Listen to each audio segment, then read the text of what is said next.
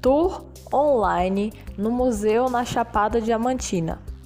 Nesta série de vídeos será feito um tour online no Museu do Centro de Ciências do Colégio Raio de Sol.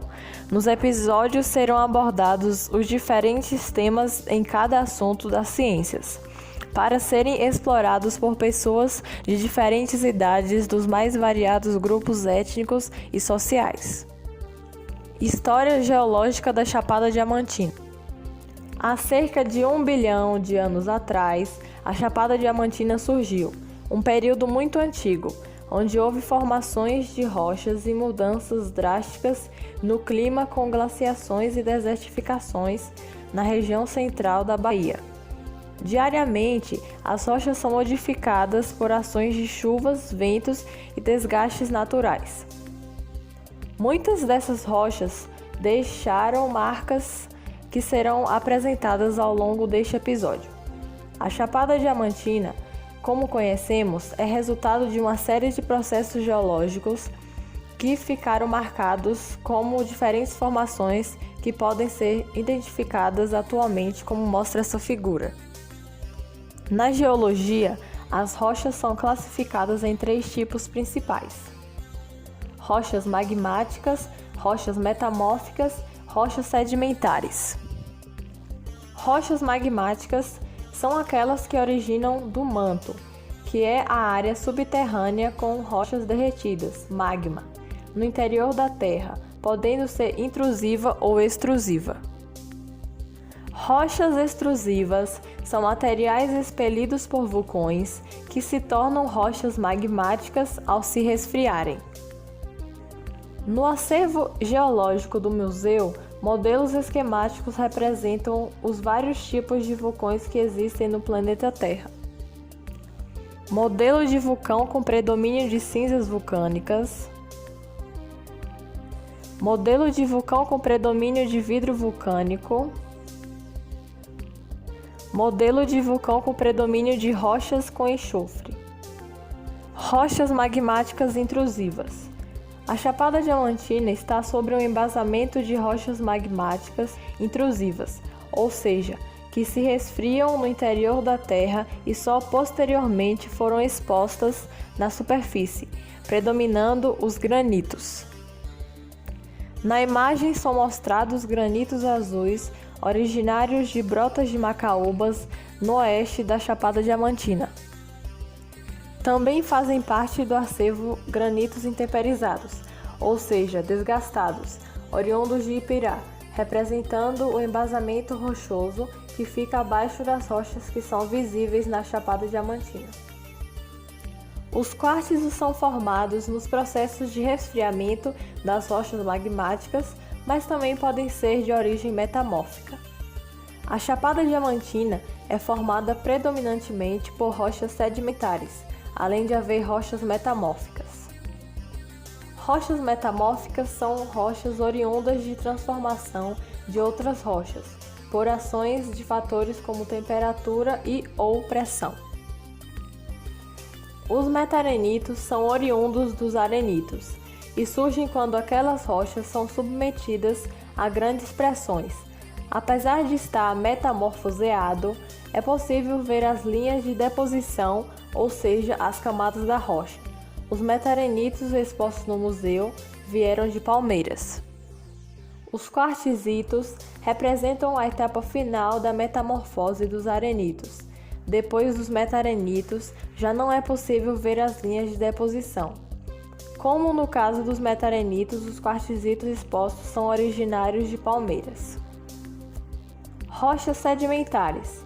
São rochas formadas a partir da deposição e acúmulo de areia, lama, fragmentos de outras rochas, fragmentos de carapaças, entre outros materiais que vêm se acumulando ao longo do tempo.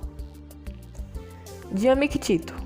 Esta rocha foi formada quando o material que estava sendo trazido por geleiras, seixos incrustados marrons nas imagens, foram depositados sobre o material argiloso lama.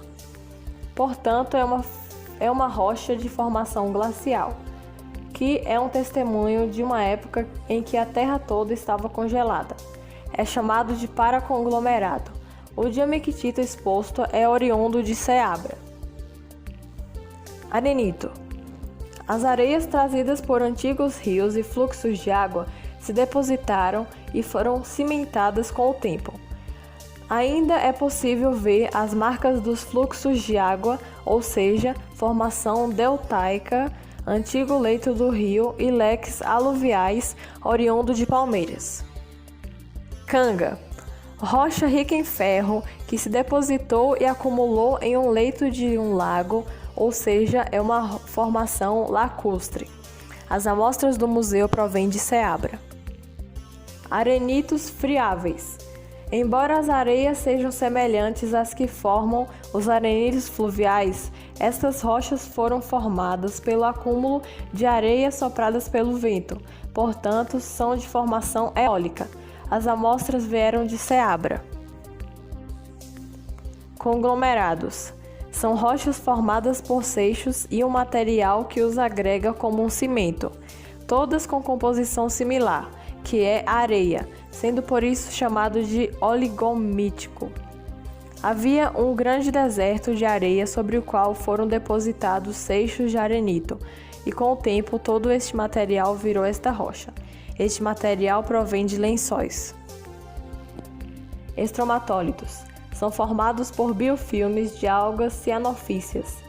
Na rocha da foto, são as faixas mais claras que são entremeadas por rocha calcária. Essas rochas se formam em mares antigos que existiam na Chapada Diamantina e estão entre os mais antigos registros fósseis do mundo. O material depositado do museu veio de Palmeiras. Disposição das coleções geológicas no Museu do Centro de Ciências RDS. Coleção geológica a céu aberto. Coleção geológica em ambiente fechado. Além dos tipos de rochas, o museu também tem outros materiais ligados à geologia em sua coleção. Perfil de solo.